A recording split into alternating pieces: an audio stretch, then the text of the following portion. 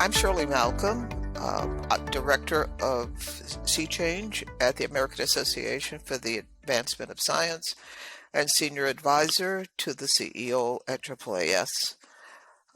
In my role at AAAS, and for the years that I have been, maybe I should say the decades I have been at AAAS, I have had a singular concern, and that is to make sure that science, technology, engineering, mathematics, and medicine were open and available options for everyone. And that has been a driving force of the career. It means being aware of what happens with regard to the quality of science education at every level. And it means being aware of the kind of career trajectories and the processes and structures of the enterprise that either support or do not the future generations within STEM fields. And it is this concern that actually brings us to this day. It is criminal in many cases, I will say, that the issues that I dealt with back in the 1970s when I first came to the AAAS are still issues that we're wrestling with today. And so we're going to explore some of these questions about how do we make room and find space for the next generation? How do we diversify that population so that we can benefit from the excellence that comes with diversity? We are very happy to have Aileen Fernandez with us today. And Aileen, can you introduce yourself to us? Yes, thank you so much for having me, Dr. Shirley Malcom. This is such an honor to be able to have this conversation with you. So to introduce myself, my name is Aileen Fernandez, and I'm currently wrapping up my second year as a postdoc at the Yale School of Medicine Department of Pathology, and I work in translational cancer research. My graduate work was at Georgetown University in the tumor biology training program. I also have a master's in cancer biology prevention and control at the University of the District of Columbia and Georgetown's consortium program. And I did my undergraduate work at the State University of New York at Purchase. But before that, I actually came from community college. So I like to share this part of my journey because I think it's important. I am Dominican. I'm an Afro-Latina. I come from a low socioeconomic background, and I love to share my full background so everyone knows that any of us can make it. So I started at the community college because despite graduating at the top of my class in high school, I just couldn't afford to leave. So it turned out to be the best decision of my life, though, because I actually got into the Bridges to Baccalaureate program at SUNY Purchase. And through this program, I was able to go to Purchase for the summer and do cancer research. And that was my first exposure to cancer research. Now, at the time, I was pre-med. I was the textbook pre-med child. I was the president of the pre-med club. I worked at the emergency room. I worked in a women's health clinic. I took all the courses. I studied for the MCATs. I took the MCATs. But I actually ended up graduating a semester early from school, again, because of finances. I had been working 3 and 4 jobs every semester, and it took a huge toll on me. And I wanted to get out of there because I just didn't want to do that anymore. And because I left a semester early, I actually started in the workforce at that time. And I worked at a women's imaging facility. And there they solely focus on mammograms and sonograms. And I worked on the biopsy tracking of that, which was really great because it gave me another perspective of the cancer research world. And from there, I was actually still in my mind, I was pre-med, I was going to go to medical school. And then I realized how much I missed research. And I thought maybe I want to do an MD PhD. And lo and behold, I got this brochure for this cancer biology prevention and control program. I'm not sure how I was targeted, but I'm so grateful. It was yet another Bridges program. So it was a Bridges to Doctorate program. Now, what was great about this, though, I'm just truly a product of the Bridges programs and how they actually work. When the systems are put into place correctly, they really do work. So I did this program and it really gave me some great exposure. It was in Washington, D.C. And not only was I learning about the cancer biology, but I also worked a lot sort of in the epidemiological side and also within the community, specifically with the Latinx community, which was really, really great exposure.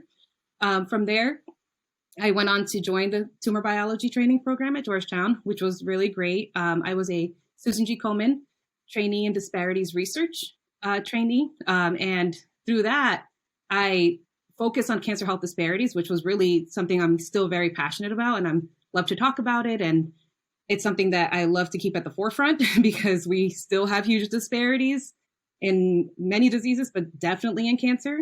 So being the Susan G. Komen trainee, it gave me exposure really to the collaborative side of science, which wasn't really something I was seeing before that. I was really seeing how it was, you as a graduate student, you go in and you take your work and you're the one who's supposed to propel it forward. But by going to these, I would go to like these yearly meetings and I would see, how great it was. I would present my work to a huge room of clinicians and epidemiologists and advocates and other researchers who weren't necessarily in my field. And it really just opened my eyes to how much science can improve by having this collaborative nature. So I joined Yale. I'm now doing this postdoc where I'm doing translational cancer research, which I absolutely adore. And I really like to say that I came in hot to Yale. I came and I immediately, within a few months, met these other women and co-founded the Yale School of Medicine Black Postdoc Association. I also, within the broader Postdoc Association, co-founded a racial justice subcommittee where we do a lot of work on raising money and raising awareness on various racial justice issues. Now, with the Black Postdoc Association, to give a little bit of history, it actually came from this racial justice group. In May 2020, after the killing of George Floyd, there was this nationwide reckoning that really occurred. And, the Black and X groups were born, and within universities, you sort of had these movements starting. And one of them within the Postdoc Association was we wanted to know what could we do. So we formed this group, and within that group, we talked about what we wanted to focus on. And, some people wanted to focus on, let's say, recruitment. I personally said I wanted to talk about retention. I wanted to talk about the culture in academia and why people leave, and I wanted to change that. And coincidentally, and really serendipitously, there were two other wonderful Black postdoc women who also wanted to work on that. And we ended up meeting and we decided to start this Yale School of Medicine Black Postdoc Association. They had already been in touch with Associate Dean Rochelle Smith from this DEI office. And so we were able to meet with her, as well as with Dean Dr. Darren Lattimore, who is really just an incredible human, great advocate, both of them really wonderful advocates who just uplift everyone around them. And they funded us, which was so wonderful. Now, one of the things that came out of starting this Black Postdoc Association is we actually said we wanted to host a symposium. So one of the big things is I often hear that there aren't any Black postdocs. There aren't any postdocs of color who are available for jobs. So that was one thing that all of us sort of individually thought about. And when we mentioned it to Dean Lattimore, he actually told us there was a department that was thinking the same thing, and that was the Department of Genetics. And also he had been thinking the same thing. So he actually brought us all together, all these forces together, and that we really hit the ground running with it. And it ended up being about 80 postdocs and a bunch of faculty volunteers. I think it ended up being close to 150, 175 people total working on this, just building this symposium from the ground up within 2 months so that we can select people who were working in the diversity, equity, inclusion spaces, who were also excellent scientists, and uplifting them, putting them on a national stage where they could talk about their work and talk about the diversity work and also hopefully get hired. And that's kind of the birth of the Intersections Science Fellows Symposium, and something I'm really, really proud of. That's inspiring.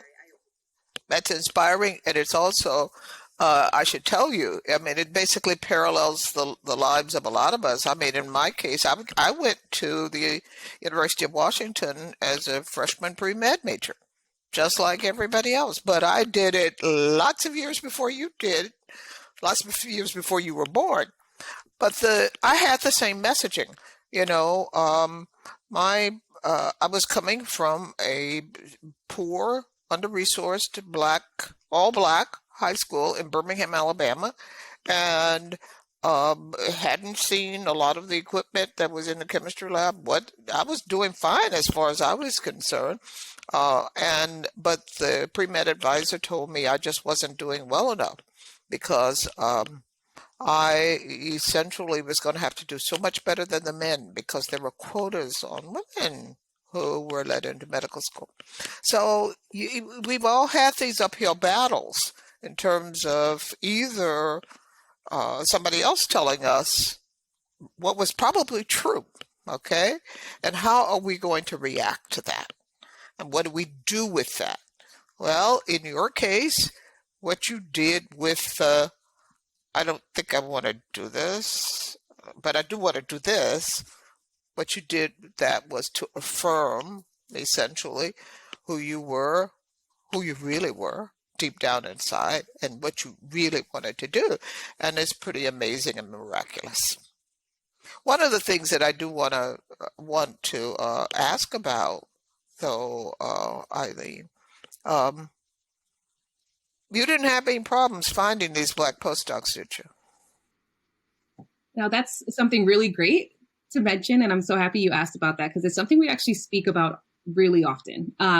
Because the reason that this worked out really great is that despite this awful pandemic we've been living through for almost 2 years now, the one beautiful bright spot of us being forced to go online was that not only were these Black and X groups formed, but everything sort of was forced to go on Zoom and forced to go on Slack. And through this, these networks really were created. And we were able to find each other. I really believe that if that racial justice group hadn't formed, I would not have met these other two wonderful Black postdocs, and we wouldn't have been able to start this group as quickly as we did. So, despite being on all these different fields, though, we actually had very similar trajectories. One of the things that I worked on as a graduate student is I was one of the co-founders for the Women in Science and Education group, which Dr. Erin Kahn from Sea Change was the leader of at Georgetown University. And coincidentally, the other two women who are the leaders of the YBPA, they started women in science groups at their universities. So I think we had the same mentality and we had the same drive. So that's really what pushed us together, which was so wonderful. Another thing, in addition to these Black and X networks that we're developing, all via Twitter is such a powerful place. There was also a Slack channel that started that Black postdocs were able to join. So I mentioned before, I'm Dominican, I'm Afro-Latina.